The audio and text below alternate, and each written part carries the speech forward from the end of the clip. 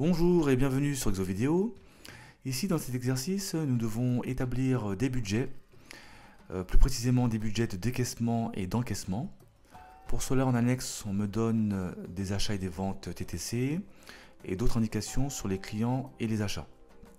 Alors j'ai préparé un petit tableau avec une colonne éléments et les périodes, donc avril, mai et juin.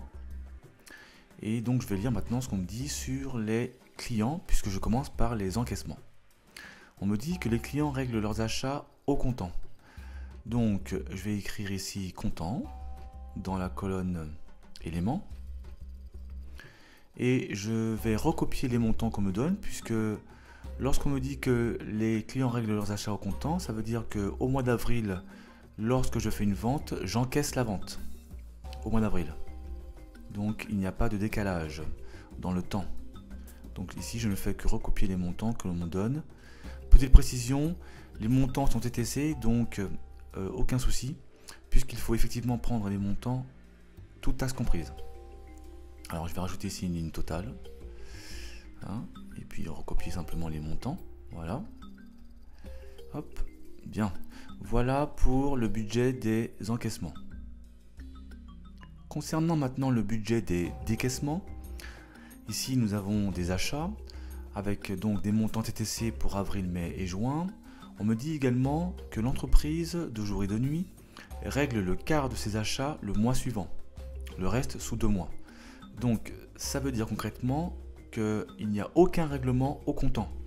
Donc là je vais indiquer une ligne comptant pour bien montrer ce phénomène, qu'il n'y a pas de montant réglé au comptant. Ça veut dire que l'achat que j'effectue au mois d'avril, eh bien, je ne le paierai plus tard. En l'occurrence ici, un quart le mois suivant. Donc là, on va mettre différé, par exemple, parce que ce sont des montants différés, des règlements différés. Alors on va mettre différé un quart. Et on me dit le reste sous 2 mois, donc je vais mettre ici différé. Donc le reste c'est 3 quarts. Donc différé 3 quarts. Ok. Donc pour le règlement différé un quart, ça veut dire que ce que j'achète au mois d'avril, je le règle au mois de mai.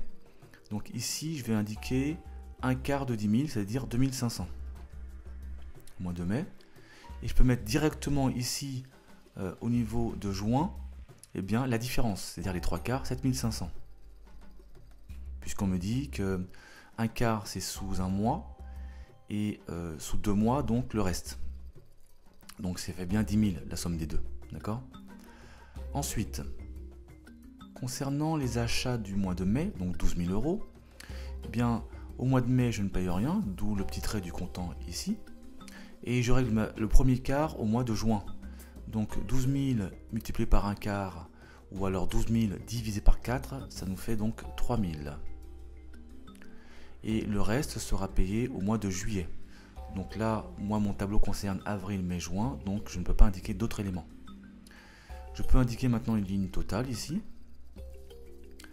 Et j'aurai donc ici 0, ici 2500 pour le mois de mai, et 7 et 3, 10, 10 500 pour le mois de juin. Donc concrètement, j'aurai 0 € donc, au mois d'avril, 2500 € à régler au mois de mai, et 10 500 € au mois de juin à régler au niveau des achats. Voilà pour ma répartition des achats.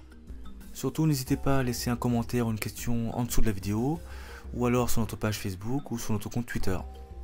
Cette vidéo est maintenant terminée, merci de l'avoir suivie, à très bientôt.